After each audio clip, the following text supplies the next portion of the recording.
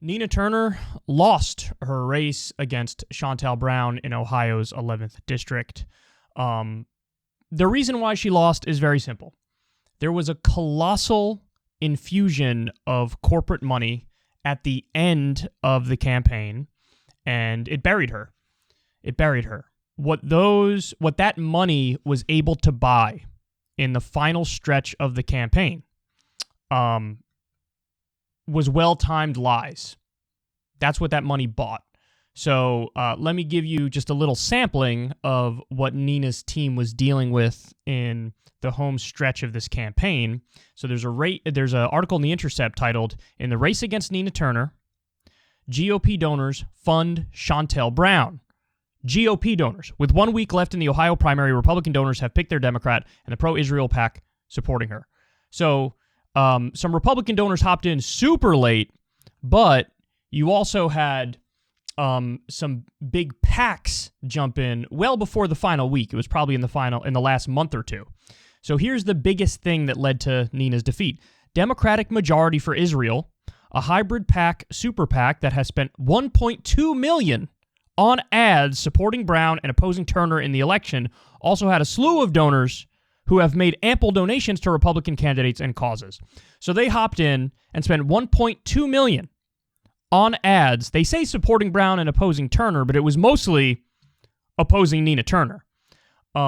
So I'll get to the stuff that money bought, but let me paint the picture for you a little more when it comes to the dollar figures that we're talking about. Daniel Marin says, with an update from Dem Action PAC, the pro-Turner super PAC, the totals for either side are either pro-Turner or anti-Brown, 904,000. Either pro-Brown or anti-Turner, about 2.7 million.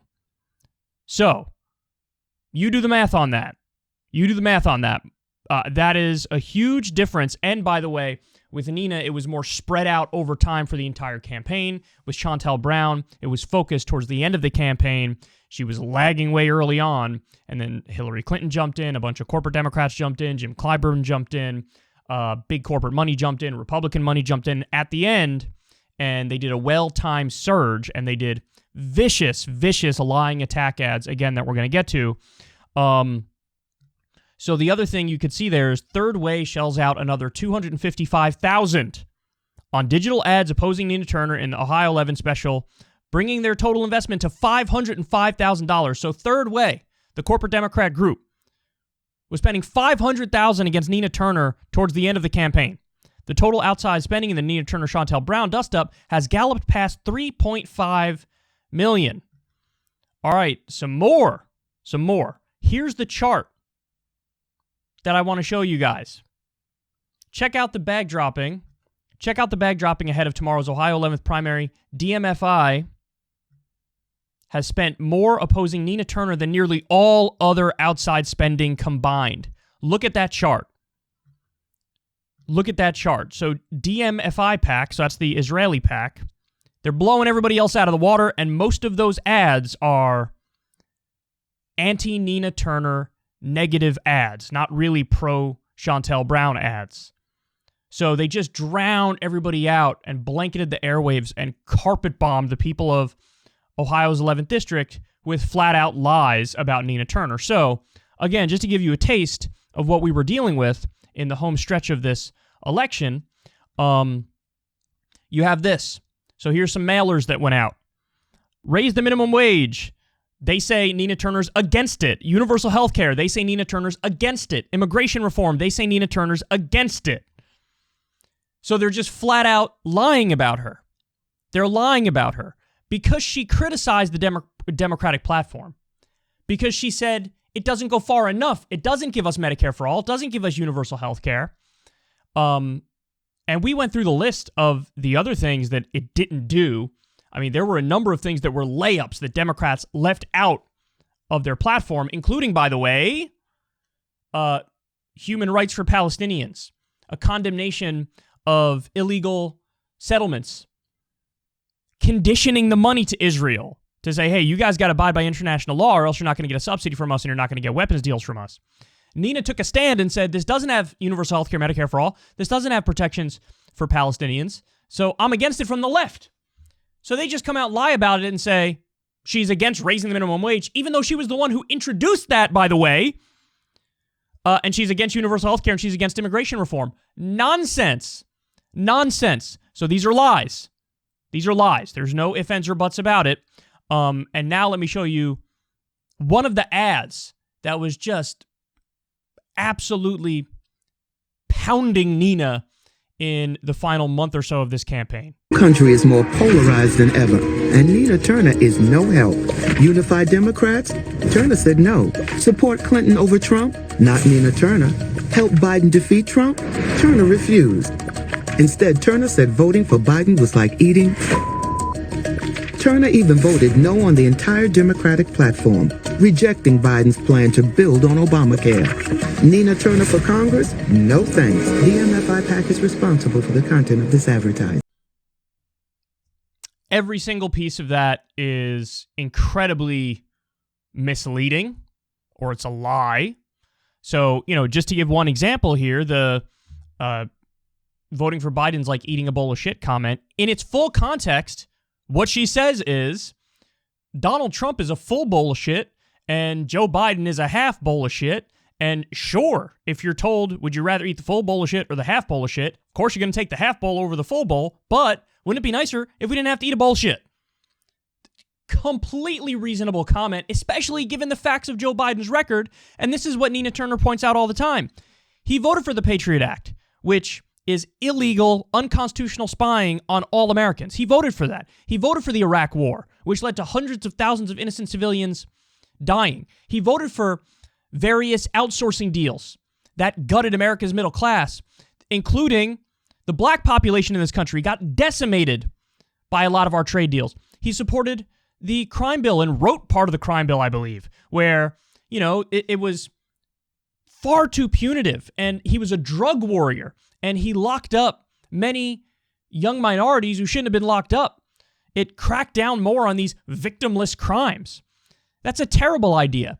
He supported and maybe even wrote part of the bankruptcy bill, which made it so that students couldn't file for bankruptcy on their student loan debt, so they're just stuck with it forever. The list goes on of how his voting record is that of a moderate Republican. And so Nina Turner comes along and says, I don't want a full Republican or a half Republican. I don't want a 100% Republican or a diet Republican.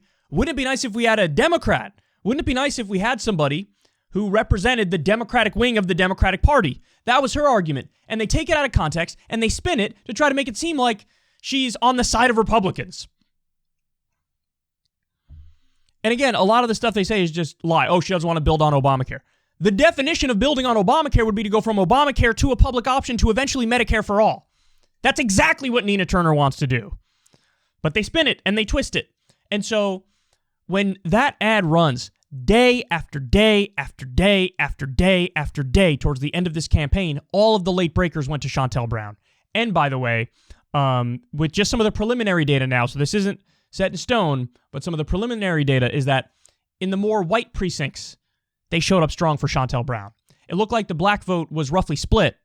And then in the white precincts, the upper middle class precincts, they came out for Shontel Brown. So this is, yet again, the suburbs strikes back. I mean, listen, not going to sugarcoat it, y'all. It's devastating. It's devastating. So what do we take away from this? Because Nina Turner had like a 40-point lead at one point, or 30 or 40-point lead at one point, and it was only like 2 or 3 months ago that was the case. The big takeaway, and this isn't going to be earth-shattering breaking news to anybody, but the big takeaway is that money wins elections. Big money wins elections. So, I mean, the number one takeaway should be, if you're not talking about campaign finance reform, you're not serious. Because if Shontel Brown didn't have all of this Republican money, big oil money, multinational corporate money, corporate Democrat money, pro-Israel money, if she didn't have all that come in at the last minute in the final month or two, she would have lost by 15 or 30 points. No doubt about it. Not a question. Not a question. So that's the big takeaway, is that that kind of corrupt buying of an election, it should be illegal. It should absolutely be illegal. And unfortunately, we live in a country where the Supreme Court, from the late 1970s until today, in a variety of decisions, they've basically decided money equals free speech. So it is perfectly legal for corruption to happen in this country, for legalized bribery to happen in this country. And all these special interests basically bought Shontel Brown the seat. And now, by the way, Shontel Brown, when she gets to Washington, that's exactly who she's going to represent. In her speech, she thanked, my Israeli brothers and sisters or something along those lines. And she was saying that particularly because of the Israeli PAC that spent the most money, which bought her the seat. So now you're not going to have anybody who represents justice or peace in Israel-Palestine.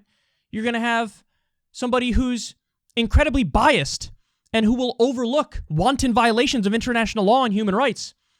So, this is a real systemic problem that we're dealing with here. The issue of money in politics. So campaign finance reform needs to be top of the list.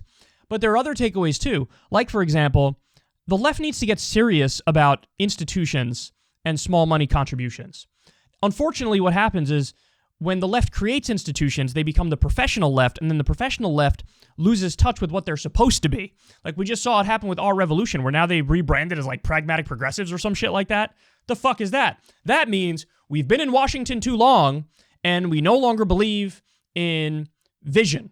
We no longer believe that better things are possible. Now we want to split the difference and do what we think is possible within the context of Washington and how politics works now. That's a terrible idea. And so that means there is no institutional left. I saw it happen with my own two eyes with the group I co-founded, Justice Democrats. Are they fighting as hard as they should be fighting? No. Do they have wins every now and then? Absolutely. We're going to get to one in a little bit. Cori Bush just delivered on the eviction moratorium. Huge credit to her. But let's not kid ourselves. The institutional left is watered down and becomes milquetoast the second it becomes institutional.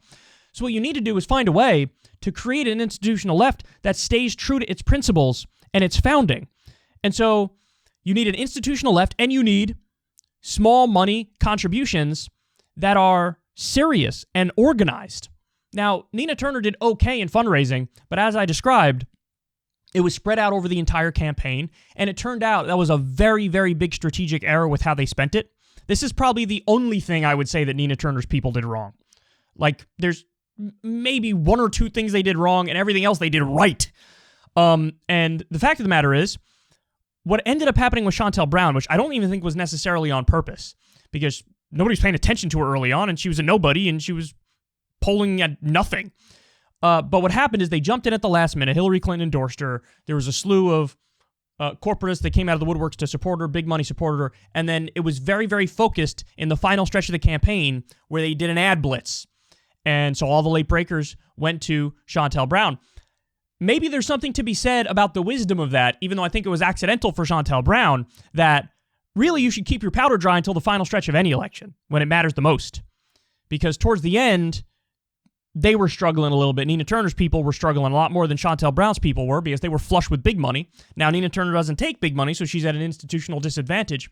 But maybe take some of those small dollar donations and make sure you have it for the most important period, which is just before the election.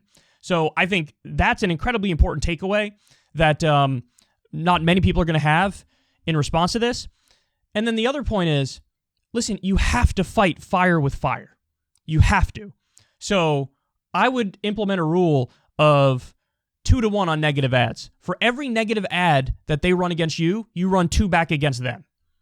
And it's a way to incentivize a certain kind of campaign. Listen, and I'm like this in my personal life. I'm like this on the show. Everybody understands this. I'm a counterpuncher. I don't go on the offense. I don't throw the first punch. I'm a counterpuncher. The only time I'm going to come after somebody is if I feel like they come after me and it's unfair, and then I'm going to respond.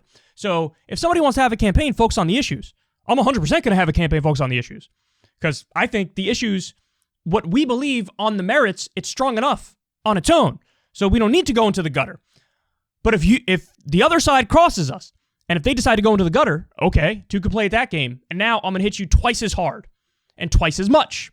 And so you incentivize a more pure campaign. But if they don't want to have a pure campaign and they want to get in the gutter, then I'm going to fucking beat you at that game too.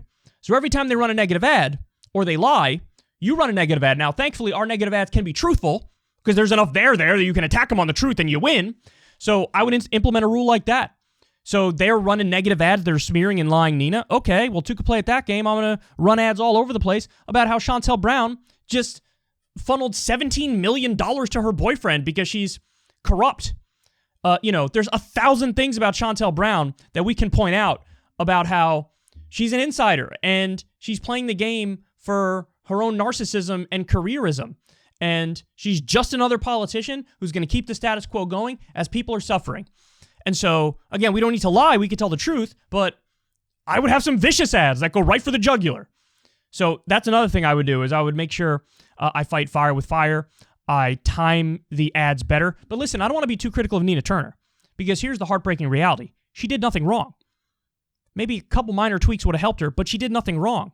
Fact of the matter is this seat was bought by all of the late ad spending, by the millions and millions of dollars of a cash infusion that went to Shontel Brown to malign and smear and denigrate a working class hero like Nina Turner. So big money buys elections. That's the bottom line. That's the main takeaway. So even though this stings, even though this hurts, at least we have our answers. And at least we know that we need to adjust moving forward in some very specific ways. And then also, I just want to stress this point because the initial reaction is perfectly understandable and perfectly reasonable. Everybody has this initial reaction when it happens. When you see something like this, you say, well, what the fuck is the point? Like, what the fuck is the point? Why are we wasting our time?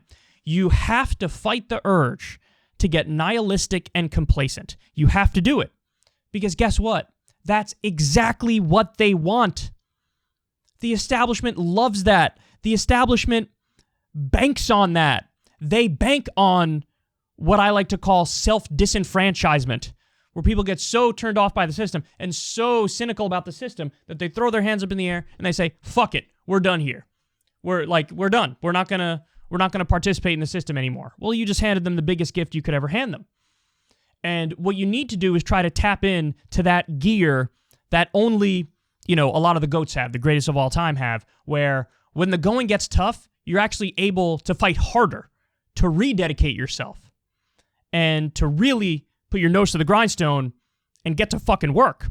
That needs to be the reaction that you have. The reaction needs to be, oh, well, we're going to make for shit sure this never happens again. That has to be the reaction. Now, by the way, it is going to happen again. It absolutely is going to happen again. And, there are people who've run for office 6, 7, 8 times before they get elected, but eventually you get elected. Cori Bush lost when she ran the first time. She may have even lost a second time. Correct me on that if I'm wrong. But eventually, she won. So you never give up and you fight on and you don't take no for an answer. I swear to God, guys, like 80% of it is just continuing to show up. 80% of it is continuing to show up. So you fight on and you don't give up. And listen, I just want to stress this too. I don't care how you get involved, just get involved. I don't care how. If you want to work on specific single issue advocacy, good on you. In fact, I think that's probably the most potent way to fight and the way to get the most change you can as fast as you can. If you want to be involved in organizing workers and unionization, love it. That's another great way to get immediate results, is to get involved in that kind of way. If you want to work for third parties, I don't think that's the most effective approach, but it doesn't matter if I don't think it's the most effective approach. At least you're doing something.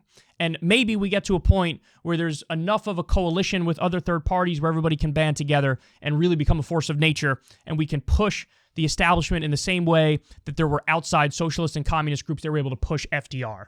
So even though it's not my cup of tea in the sense that I think it's probably one of the least effective ways to get involved, that doesn't matter. I still support you doing it, and I want you to do it because getting involved in that way is better than doing nothing.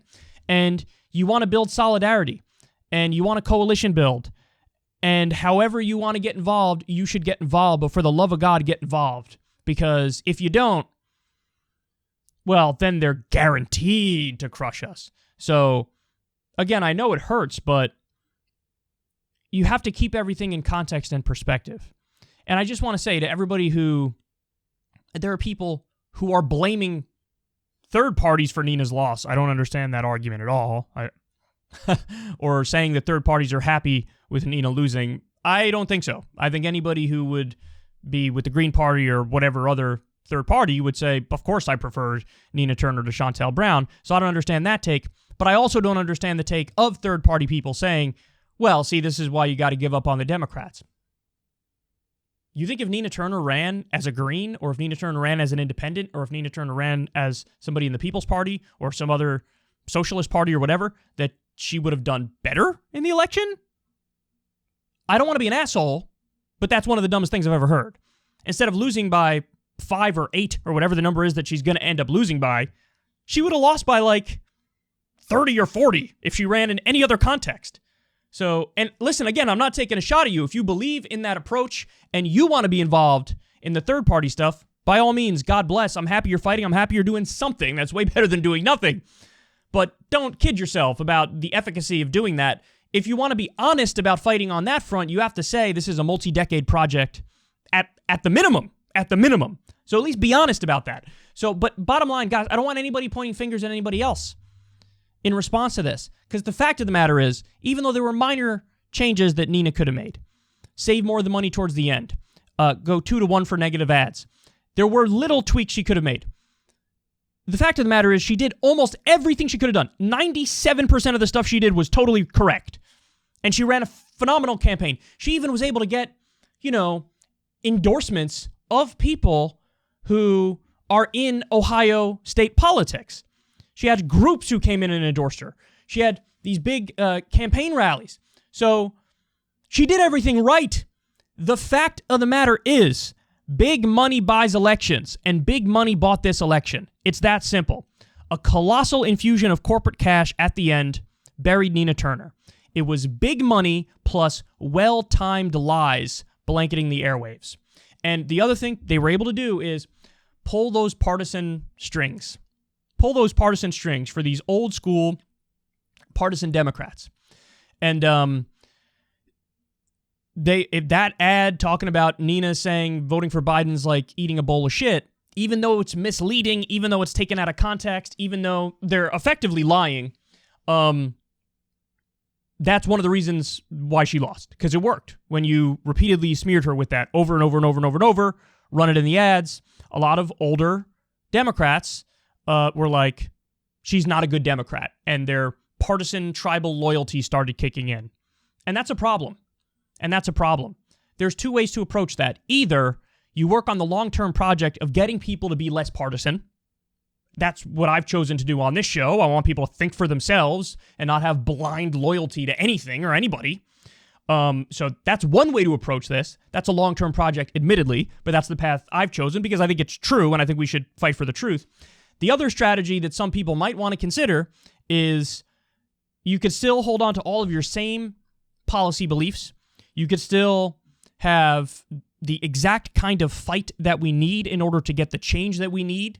And you basically change nothing about your agenda, but you just reel it in a little bit with the vituperative, over-the-top criticisms that would stoke the partisan loyalty and the tribalism. So there's only 2 ways you could really approach that. And it's on each individual candidate to determine what they want to do, but, it is what it is. And I feel even a little weird making this criticism or giving this breakdown because if they're going to lie about you anyway, it doesn't really matter, And that's what they did is they lied about her. And it's not like if she said the right thing or she didn't say that somehow they wouldn't have come up with some bullshit to smear her with an ad. Of course they would have. So ultimately, again, it comes back to the very simple point that money still buys elections. It was a corporate cash infusion, big money plus well-timed lies, and that buried Nina Turner. And she understands this too, but you can't give up the fight. Don't get nihilistic. Don't get complacent, because that's exactly what they want. And you inadvertently become the establishment's best friend if you do that. If you become so cynical that you want to undercut any and all progress or any and all attempts at fighting, well, the very least you could do is just step aside and let other people who want to continue the fight. But I highly recommend you train that instinct in yourself to, when you do lose, your immediate reaction is, let's get back to the drawing board. Let's fucking figure this out. Let's crack the code. Let's adjust. And let's win. Let's win. Let's do it. So those are the words of encouragement that I have for everybody. I mean, the positive way of looking at it is that Bernie got kind of destroyed in that district, and Nina way outperformed Bernie in that district. And that's with the absolute onslaught of negative ads and smearing against her. So that's one way to look at it. Even though it feels right now like we're out in the wilderness, that's what they want you to feel. They want you to feel fractured. They want you to feel factionalized. They want you to feel like the project can never work. Big money is a powerful thing, and so it's giving you that illusion, but it's always impossible until it's done. And now that I gave you the bad news, hang tight, because in an upcoming segment, I have news that's equally as good. So prepare for that. We're going to put a cherry on top of the giant bowl of shit. It's appropriate to end this segment by referencing a bowl of shit. Hey y'all, do me a favor and like and subscribe. It helps out big time in the algorithm. Click the bell as well for notifications when videos drop, and watch that video on screen right now. You know you want to.